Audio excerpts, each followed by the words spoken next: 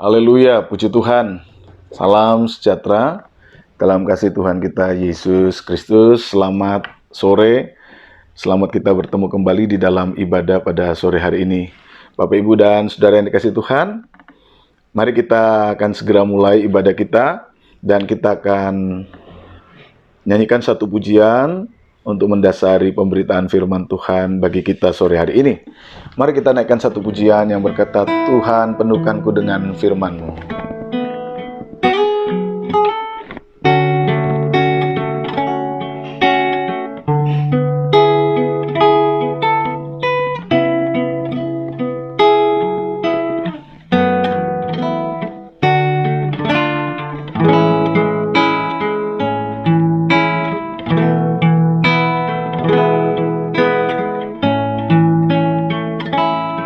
Tuhan penuhkanku, Tuhan penuhkanku dengan firman-Mu.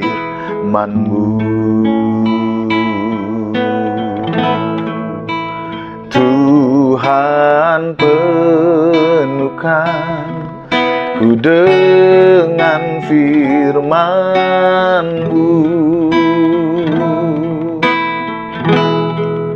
Hidupku bagai bejana, ku bawa ke sungai-Mu.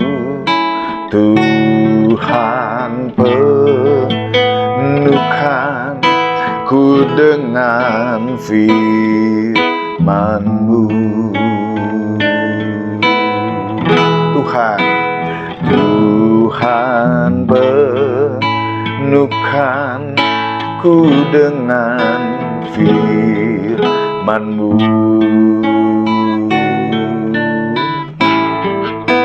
Tuhan penuhkanku dengan firman-Mu.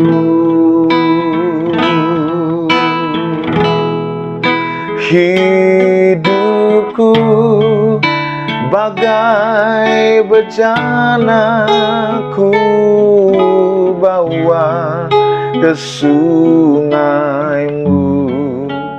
Tuhan penuhkanku dengan firman-Mu.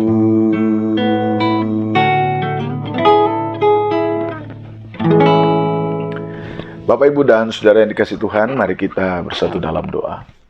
Bapa, kami mengucap syukur karena Engkau sungguh baik bagi kami, memelihara hati dan pikiran kami, sehingga kami boleh ada pada sore ini bersama-sama dengan seluruh jemaat-Mu untuk mengambil waktu beribadah, berdoa, menyembah, dan belajar dari firman-Mu. Kami perlu Engkau ya Tuhan untuk memberkati kami melalui firman-Mu, sehingga kami mengerti apa yang Tuhan mau, Tuhan inginkan dari kehidupan kami. Karena itu, ya Tuhan, ya Roh Kudus, berbicaralah bagi kami.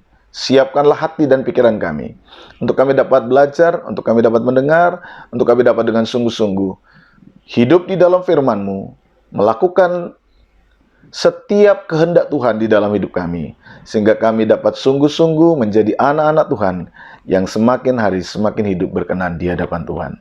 Berkati pemberitaan firman-Mu bagi kami, dalam nama Tuhan Yesus, haleluya. Amin.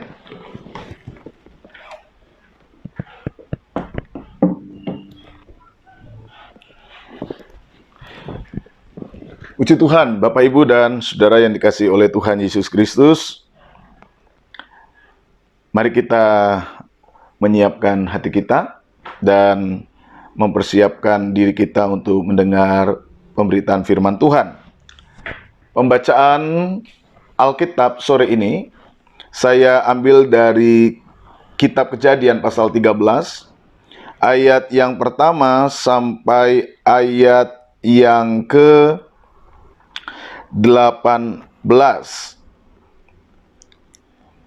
Kitab Kejadian pasal 13 mulai ayat yang pertama sampai ayat yang ke-18.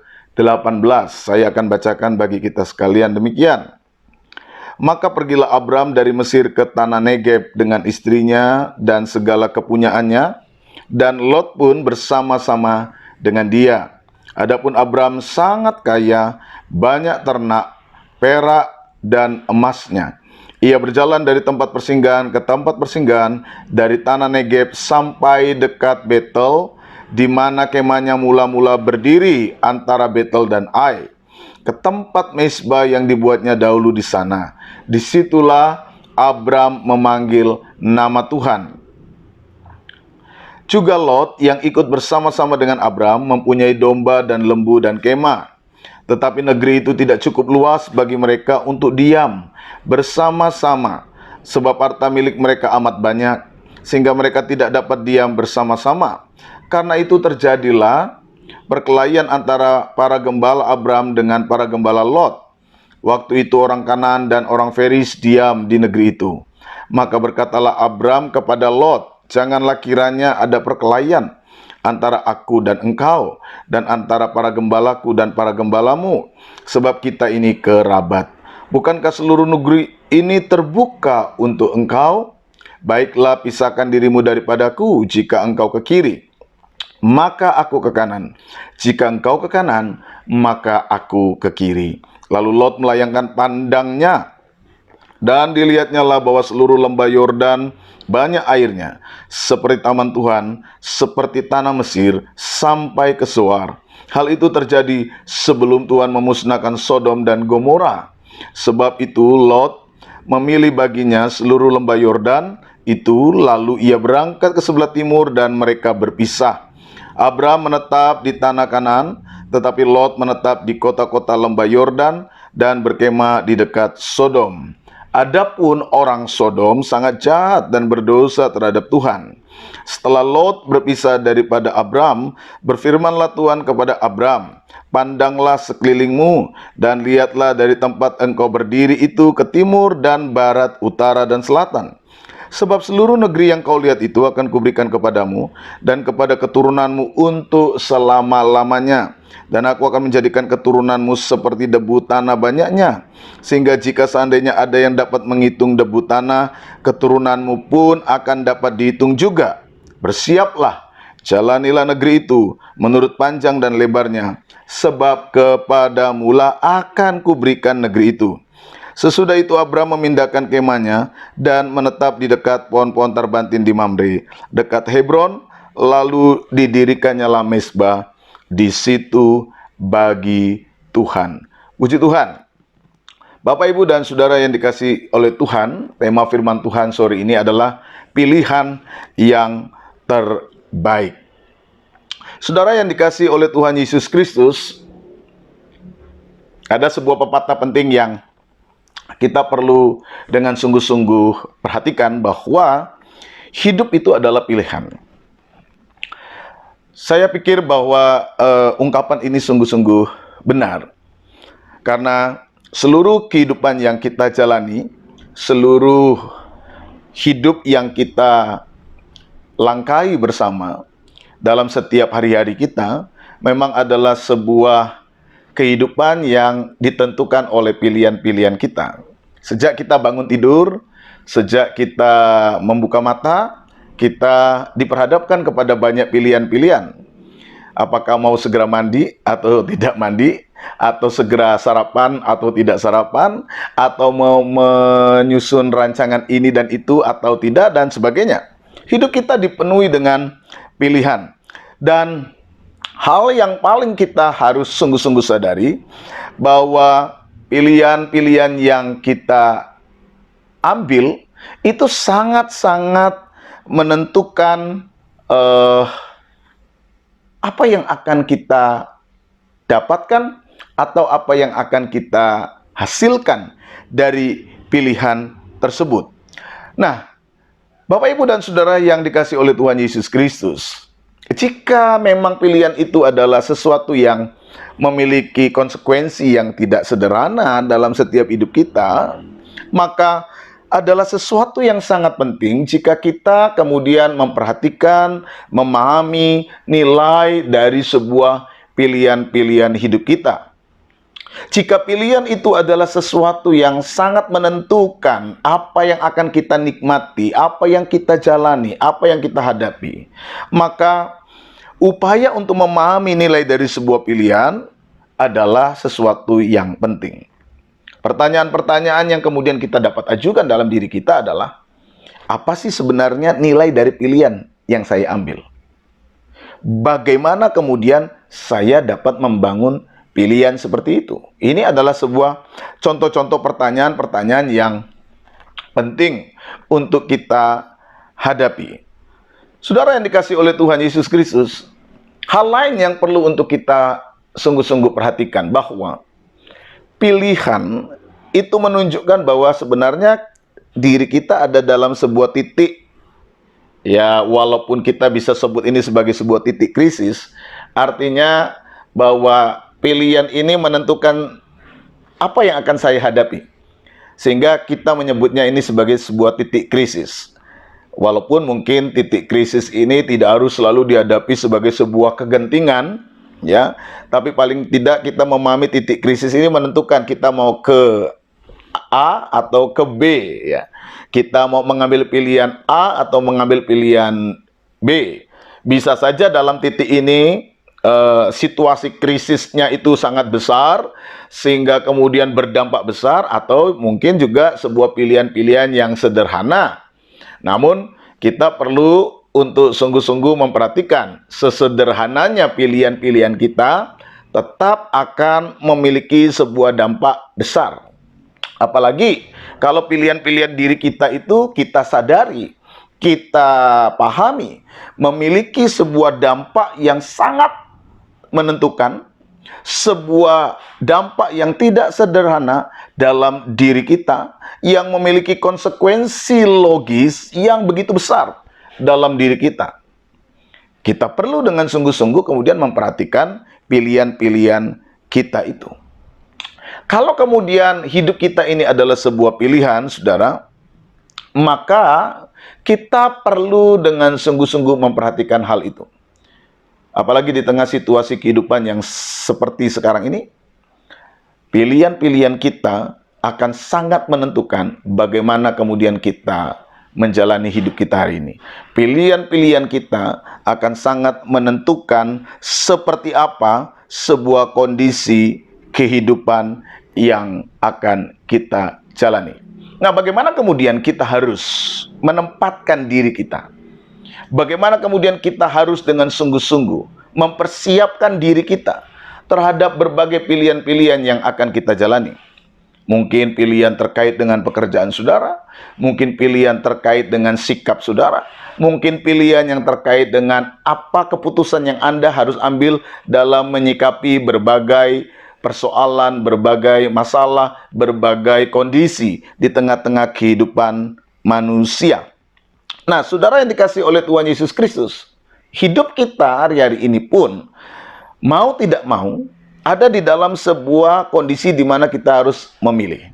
Pertanyaannya adalah, apakah kemudian pilihan-pilihan hidup kita hari ini, pilihan-pilihan hidup saudara hari ini, akan mempengaruhi sebuah kondisi kehidupan yang baik ke depan atau buruk? Mari kita belajar dari firman Tuhan terkait dengan persoalan ini dengan mencoba membuat refleksi atau bercermin dari kisah Abraham dan Lot. Saudara yang dikasih oleh Tuhan, di dalam kisah Abraham dan Lot yang kita baca tadi, di situ juga Alkitab menceritakan tentang bagaimana sikap Abraham dan Lot di dalam menentukan pilihan-pilihan mereka ke depan. Dan di dalam bacaan itu juga kita sudah sedikit diberi petunjuk oleh narator Alkitab tentang konsekuensi dari pilihan-pilihan Abraham maupun pilihan-pilihan dari Lot. Ketika kemudian kita mengikuti terus narasi yang disampaikan oleh Alkitab. Alkitab menunjukkan bahwa pilihan-pilihan mereka yang dibangun dari sebuah kondisi kritis di mana mereka harus memilih, ternyata telah membuat setiap pihak, baik Abraham maupun Lot, harus mengambil sikap. Ada sebuah kondisi di mana mereka harus mengambil sebuah keputusan. Nah, persoalannya adalah bahwa keputusan-keputusan itu bukanlah sebuah keputusan-keputusan sederhana. Di dalam bacaan itu, kita melihat bahwa Lot mengambil sebuah keputusan setelah dia melihat lembah Yordan yang terlihat sebagai taman Tuhan. Namun sebaliknya, Abraham mengambil sebuah pilihan yang berbeda dengan Lot setelah Tuhan menyapa Abraham dan kemudian Tuhan meminta Abraham untuk melihat seperti apakah pilihan yang harus diambil oleh Abraham. Saudara yang dikasihi oleh Tuhan Yesus Kristus, ketika Lot mengambil sebuah pilihan untuk mengambil lembah Yordan, mengambil sebuah lokasi yang pada akhirnya kita kenal sebagai sebuah daerah Sodom dan Gomora, kita tahu bahwa cerita itu memberikan kepada kita sedikit petunjuk tentang apa yang akan terjadi kelak dengan Sodom dan Gomora. Alkitab yang kita baca tadi menunjukkan bahwa peristiwa itu terjadi sebelum Abraham atau Lot mengalami sebuah kejadian besar yang sungguh-sungguh membuat mereka harus mengalami sebuah pergumulan di mana Tuhan pada akhirnya memusnahkan Sodom dan Gomora. Itu kita bisa lihat misalnya di dalam ayat yang ke-13. Dari pembacaan ini, saudara, kita dapat memperhatikan dan melihat dengan sungguh-sungguh terkait dengan persoalan pilihan itu, bahwa ternyata pilihan-pilihan yang diambil oleh Lot dan Abraham memiliki sebuah konsekuensi yang jelas tentang hidup mereka. Saudara, ini hal pertama yang ingin saya tekankan kepada kita, bahwa setiap pilihan-pilihan kita itu mengandung sebuah konsekuensi logis yang jelas. Ya. Mengandung sebuah konsekuensi logis yang jelas. Pilihan-pilihan kita bukanlah sekedar sebuah pilihan yang hanya menjadi sebuah hidangan, seperti sebuah hidangan yang kemudian kita makan, sudah selesai, seperti itu. Lalu kita tidak pernah memikirkan bahwa pilihan-pilihan kita itu berdampak sangat serius terhadap diri kita. Biasanya kita kalau hanya sekedar memikirkan makanan-makanan yang kita sukai, ya udah pokoknya saya makan aja.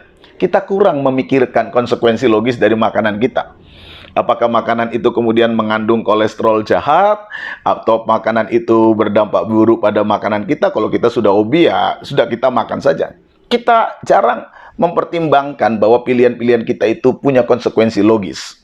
Ketika Alkitab menunjukkan sebuah peristiwa besar dalam diri Lot maupun peristiwa besar dalam diri Abraham, Alkitab melalui kisah ini ingin menyadarkan kepada setiap pembaca, ingat, pilihan-pilihan kita mengandung konsekuensi.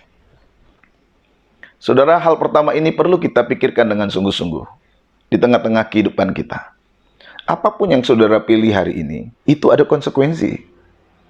Saudara mau mengambil sebuah pilihan hidup yang benar atau pilihan hidup yang salah, pasti akan ada konsekuensinya. Saudara mau bekerja dengan sungguh-sungguh, bekerja dengan baik, atau saudara bekerja dengan cara-cara yang tidak baik, itu ada konsekuensinya. Saudara ingin membangun kehidupan yang jujur di hadapan keluargamu, di hadapan orang-orang di sekitarmu, atau engkau tidak ingin hidup jujur, itu akan ada konsekuensinya. Saudara ingin mengambil keputusan yang baik hari ini atau keputusan yang jahat hari ini, itu pun ada konsekuensinya. Pikirkan baik-baik. Pikirkan baik-baik. Jangan berpikir bahwa karena orang tidak tahu, lalu saya mau mengambil pilihan seperti ini dan pasti pilihan ini menyenangkan saya, oke lah, yang lain saya tidak perlu pusing. Atau sudahlah, saya pokoknya ambil aja pilihan saya tidak mau pikir yang lain-lain dulu. Jangan, saudara. Ingat dengan sungguh-sungguh bahwa pilihan-pilihan kita itu mengandung konsekuensi. Lot pada akhirnya harus mengalami pergumulan yang berat keluar dari Sodom dan Gomora ketika Tuhan memusnahkan Sodom dan Gomora akibat dosa-dosa mereka. Apa yang dilihat oleh Lot tidak seperti apa yang ia pikirkan. Keputusannya pada hari itu ternyata berdampak dalam hidup keluarganya, dalam kehidupan anak-anaknya, dalam kehidupan istrinya. Saudara, kalau engkau seorang kepala rumah tangga, ingat baik-baik bahwa keputusanmu sangat berdampak. Kalau engkau seorang pemimpin, engkau harus ingat baik-baik bahwa pilihan-pilihan keputusan-keputusanmu juga sangat berdampak. Entah itu baik, entah itu jahat. Mari kita pertimbangkan seluruh keputusan-keputusan hidup kita. Siapapun engkau, hari ini yang mendengarkan firman ini, ingatlah bahwa pilihan-pilihan kita mengandung konsekuensi. Itu yang pertama. Yang kedua, saudara, hal yang ingin saya bagikan, ingin saya sharekan kepada Bapak, Ibu, dan saudara sekalian adalah terkait dengan bagaimana kemudian kita harus memilih keputusan-keputusan itu. Hal kedua yang ingin saya bagikan kepada Bapak, Ibu, dan saudara sekalian terkait dengan keputusan itu, bahwa setiap keputusan-keputusan yang kita ambil seharusnya adalah sebuah keputusan-keputusan yang sungguh-sungguh kita bangun di atas dasar pemahaman yang benar. Kalau kita membaca, saudara, apa yang terjadi dalam kisah Lot dan Abraham, khususnya Lot, saudara, kita tahu bersama bahwa pada akhirnya Tuhan menghancurkan Sodom dan Gomora. Kalau kita kemudian ingin mencari benang merah dari kejadian itu, dari pengalaman Abraham di Sodom dan Gomora, dengan keputusannya adalah bahwa peristiwa yang dialami Sodom dan Gomora, atau peristiwa yang dialami oleh Lot di Sodom dan Gomora, dengan berbagai persoalan-persoalan yang keluarganya hadapi, itu harus kita akui berakibat atau muncul sebagai akibat atas keputusannya. Mengapa kemudian Lot mengalami sebuah masalah? Atau mengapa kadang-kadang kita mengalami sebuah masalah dari sebuah keputusan kita, sebagaimana yang dialami oleh Lot? Hal yang kemudian kita dapat lihat di sini, karena seringkali orang mengambil sebuah pilihan-pilihan, keputusan-keputusan bukan atas dasar pertimbangan yang benar. Seringkali yang membuat seseorang itu menjadi atau mengalami banyak masalah di dalam setiap kehidupannya, karena orang-orang tersebut mengambil sebuah keputusan-keputusan yang hanya sekedar melihat atau mengambil sebuah keputusan hanya sekedar didasarkan kepada sebuah pertimbangan-pertimbangan apa yang kelihatan nampak mempesona atau apa yang kelihatan baik oleh mata, oleh panca indera mereka. Ayat yang kita baca tadi dengan jelas menunjukkan bahwa Lot melihat lembah Yordan yang hijau. Pilihan-pilihan Lot hanya didasarkan kepada apa yang baik menurut matanya, apa yang indah menurut matanya, apa yang bagus menurut matanya, apa yang kelihatan baik menurut panca inderanya. Itulah yang kemudian membuat Lot mengambil keputusan-keputusan atas hidupnya. Saudara, kita belajar dari peristiwa ini bahwa kalau kita hanya sekedar mengandalkan panca indera kita kepada kesenangan-kesenangan kita, hanya kepada selera-selera kemanusiaan kita, pilihan kita bisa menjadi sebuah pilihan yang salah. Panca indera kita bisa menipu, ya. Mata kita bisa salah, selera kita bisa tidak tepat, ya. Kalau kita hanya sekedar mengandalkan setiap keputusan-keputusan kita pada mata kita. Alkitab pernah katakan, ya, bahwa semua yang berkaitan dengan keinginan mata, keangkuhan hidup, itu sesuatu yang bertentangan dengan kehendak Allah. Itu sesuatu yang dapat membuat kehidupan umat Allah jatuh dalam berbagai dosa.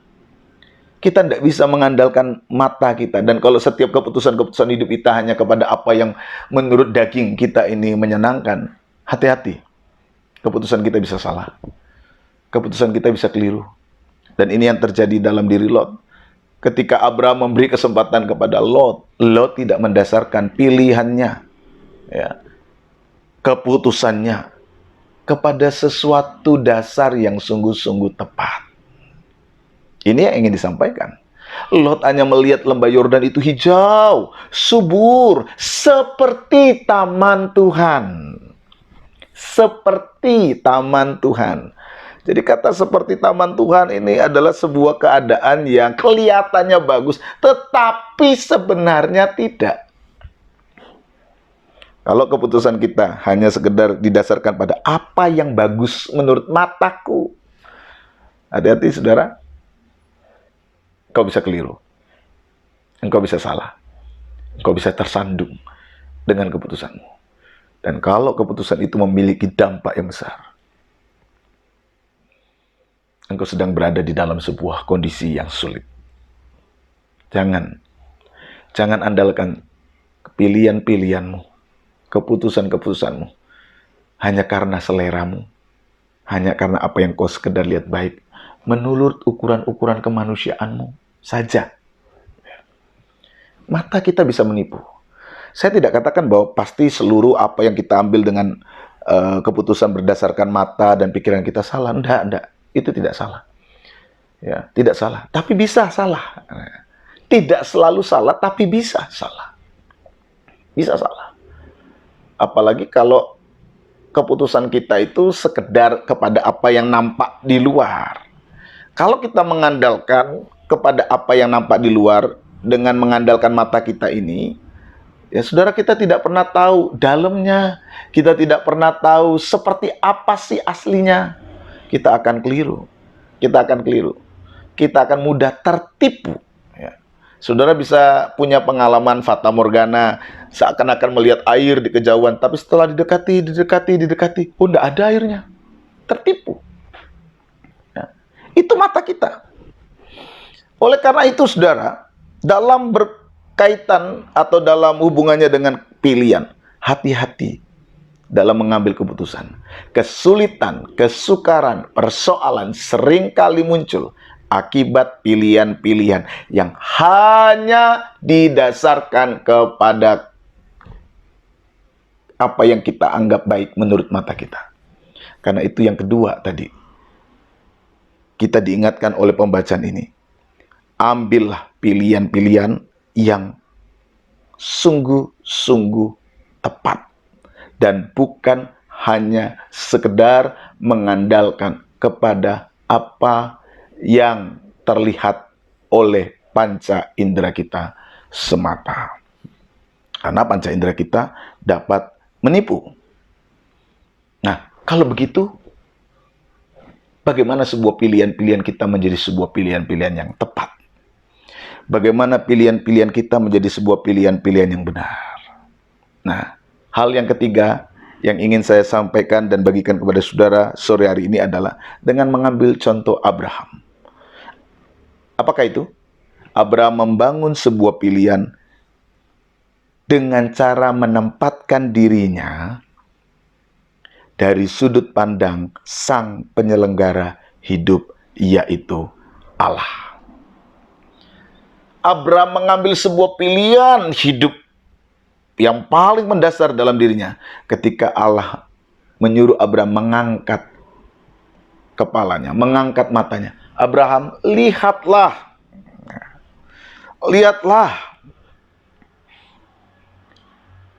Setelah Lot berpisah daripada Abraham, berfirmanlah Tuhan kepada Abraham, pandanglah sekelilingmu dan lihatlah dari tempat engkau berdiri ke timur dan barat, utara dan selatan. Sekalipun Abraham memberikan sesuatu kesempatan pertama kepada Lot, tidak berarti Abraham lalu kehilangan berkat Allah. Tidak berarti lalu Abraham kehilangan sesuatu yang baik. Sekalipun Abraham tidak ngotot, untuk mengambil pilihan yang pertama.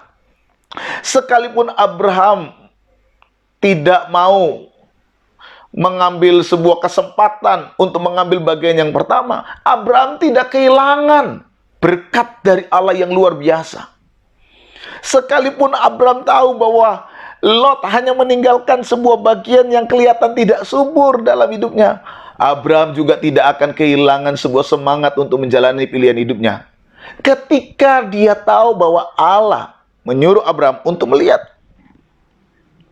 Dan dari kejadian ini, saudara, dari peristiwa ini, saya ingin mengangkat pesan pentingnya bahwa pilihan yang benar itu dalam diri kita, ketika kita menjalani hidup, hanya akan dapat kita bangun, dapat kita dasarkan ketika kita tidak hanya sekedar menempatkan pilihan menurut selera mata kita, selera diri kita, selera daging kita, selera keinginan kita, tetapi mencoba membangun pilihan kita dari sudut pandang Sang Penyelenggara hidup, yaitu Allah. Pertanyaannya, apa artinya itu? Kalau saya mengambil sebuah pilihan dari sudut pandang Sang Penyelenggara hidup, yaitu Allah, gimana saya mengerti pikiran Allah? Gimana saya harus menjadi di posisi Allah? Kan tidak mungkin, Pak Pendeta. Ya memang tidak mungkin kalau kemudian kita mau menjadi orang yang seperti Allah. Lalu apa maksudnya? Nah, maksudnya dari pernyataan itu adalah, pertama, kita harus dengan sungguh-sungguh menempatkan setiap pilihan-pilihan kita dari kebenaran yang Allah sampaikan melalui firman-Nya. Tentu Allah tidak harus dipahami berbicara secara audible langsung. Franz, ambil pilihan itu. Ya, kadang-kadang Tuhan tidak selalu bicara dengan cara-cara seperti itu, ya. Nggak mesti harus kemudian kita nunggu, saya mau kalau Tuhan bicara di depan saya. Ya, kadang-kadang tidak harus seperti itu cara Tuhan berbicara.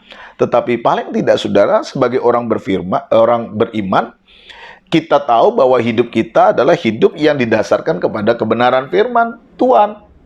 Kita tahu dan kita yakini bahwa di dalam Alkitab Tuhan menyampaikan firman-Nya, dan ketika kita percaya bahwa Alkitab adalah firman Allah, maka kita percaya di dalamnya ada petunjuk bagaimana saya harus membangun sebuah kehidupan yang berkenan kepada Allah. Ya. Kita diberitahu, kita diberi ajaran, kita diberi pedoman bagaimana kemudian saya harus mengambil sebuah pilihan-pilihan sikap hidup. Inilah yang saya maksudkan, mengambil sebuah pilihan sikap yang didasarkan pada sudut pandang Sang Penyelenggara kehidupan, yaitu Allah. Artinya apa? Setiap yang dikatakan oleh firman Tuhan, yang diajarkan oleh hamba-hamba Tuhan, yang diajarkan di dalam gereja, jadikanlah itu sebagai pilihan-pilihan sikap hidupmu.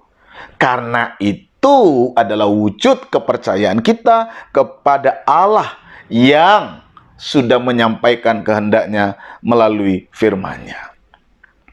Artinya apa? Firman Tuhan harus menjadi pilihan-pilihan utama dalam setiap keputusan kita. Saudara yang dikasihi oleh Tuhan Yesus Kristus, Alkitab tidak akan pernah membuat hidupmu mengalami sebuah kondisi kehidupan yang pada akhirnya menghancurkan. Alkitab tidak pernah membawa kita untuk menjebak kita, untuk menghancurkan kita. Walaupun dalam tanda kutip seringkali ajaran-ajaran Alkitab itu membuat kita bisa kehilangan kesempatan yang menurut kita dan menurut orang dunia katakan rugi. Saudara, saya pernah mendengar banyak kesaksian dari anak-anak Tuhan yang duduk di dalam pemerintahan, duduk di dalam posisi-posisi jabatan yang mungkin menurut banyak orang dunia sebut basah.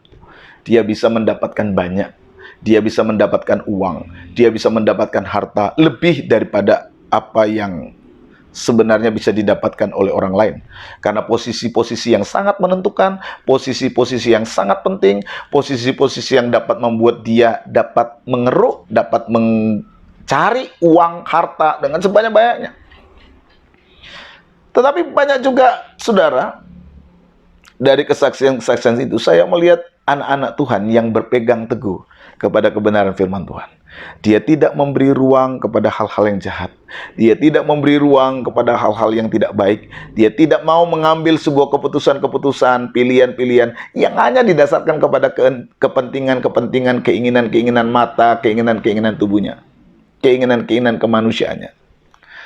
Ya, memang kadang-kadang kemudian orang sering kali mencibir, wah jabatanmu bagus, jabatanmu tinggi, tapi kok kamu seperti orang tidak punya, seperti orang miskin. Ya, kelihatannya dia dianggap sebagai orang yang ya apa ya, pandangan orang akan melihat, ya kok cuma segitunya, punya jabatan bagus, tapi kok pembawaanmu seperti pembawaan orang yang tidak punya. Dan mungkin banyak kali dicibir oleh orang.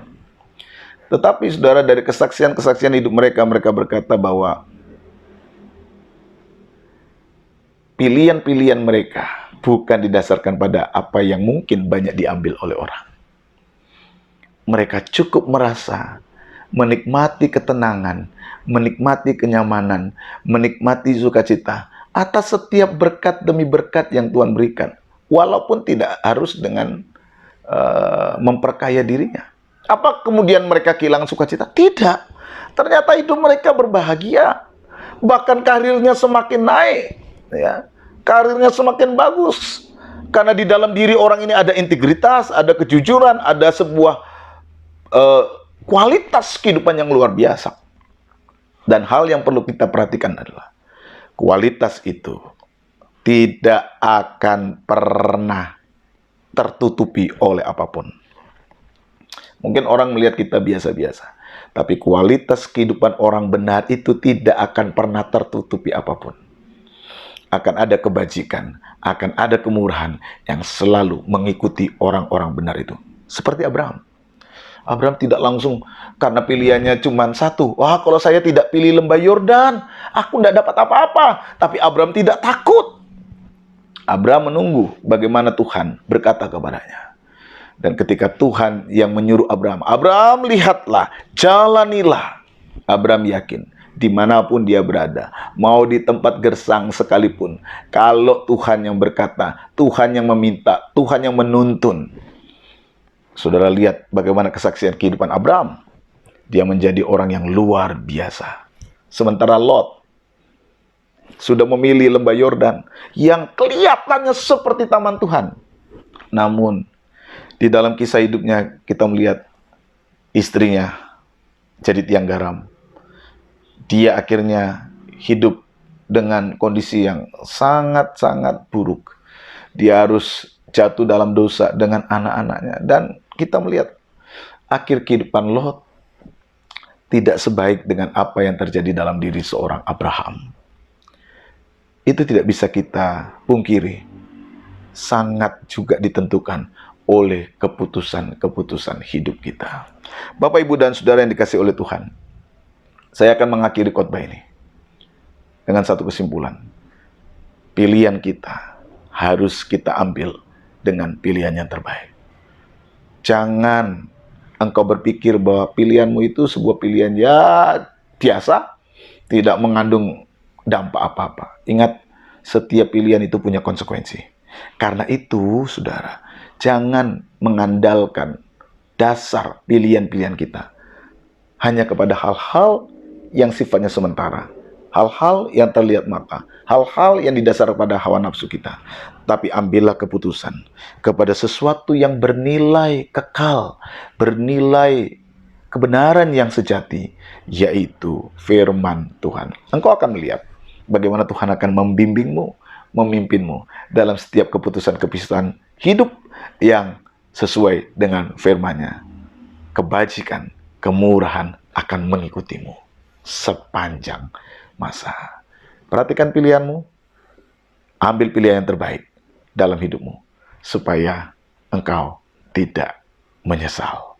Tuhan memberkati kita sekalian.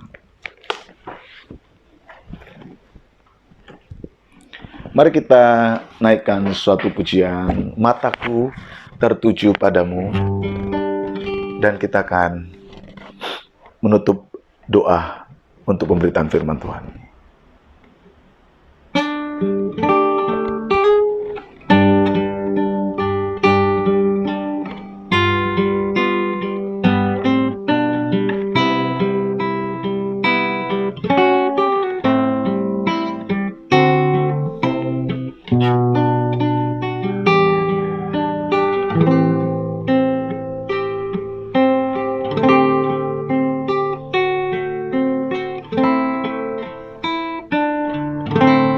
Mataku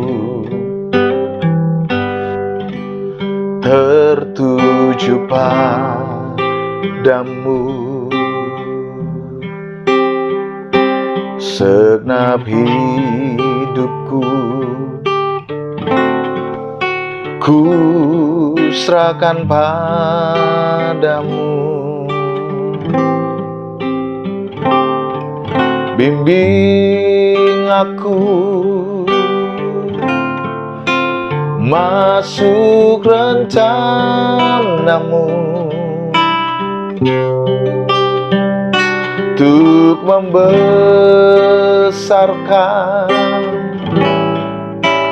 kerajaanmu.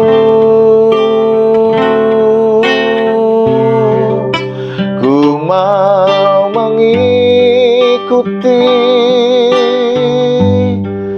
kehendak-Mu ya Bapa. Ku mau selalu menyenangkan hati-Mu. Mataku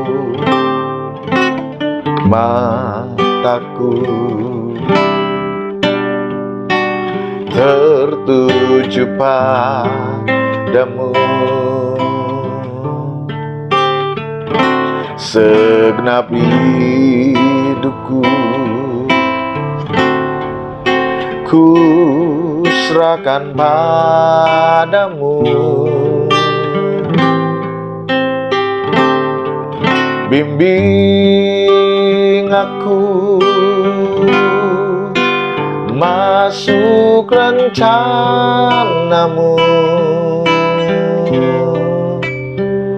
untuk membesarkan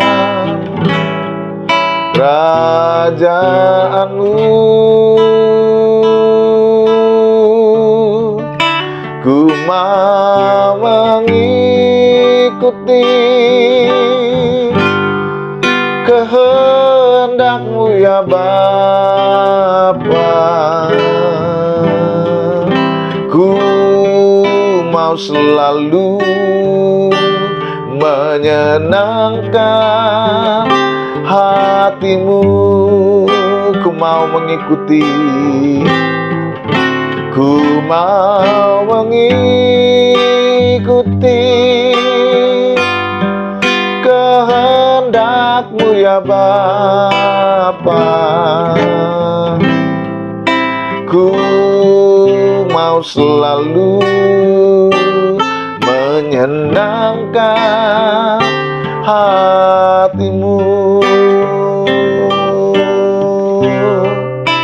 Ku mau selalu menyenangkan hati-Mu. Oh, ku mau selalu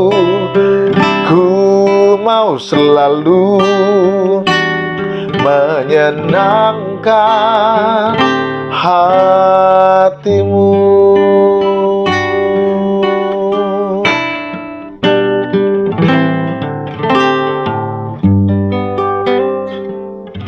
Mari kita berdoa.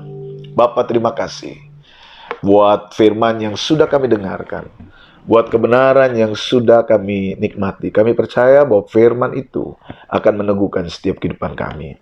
Berkati anak-anak-Mu yang sudah mendengarkan pemberitaan firman-Mu, dan biarlah mereka semua hidup dalam perkenanan Tuhan, hidup dalam kehendak Tuhan. Dan kami percaya tangan Allah yang Maha Kuasa akan menyertai mereka, menolong mereka di dalam membuat setiap pilihan-pilihan hidup-Mu, sehingga pilihan-pilihan hidup mereka menjadi pilihan-pilihan hidup yang mendatangkan berkat Tuhan.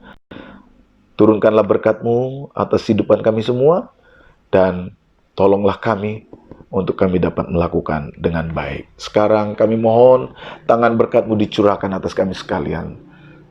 Saudaraku yang terkasih, terimalah berkat Tuhan. Kiranya anugerah, damai, sejahtera dari Tuhan Yesus, kasih Allah Bapa dan persekutuan Roh Kudus menyertai, memberkati kita sekalian hari ini sampai selama-lamanya dalam berkat nama Tuhan Yesus Kristus. Haleluya. Amin. Tuhan kiranya memberkati Bapak, Ibu, dan saudara sekalian. Haleluya, puji Tuhan.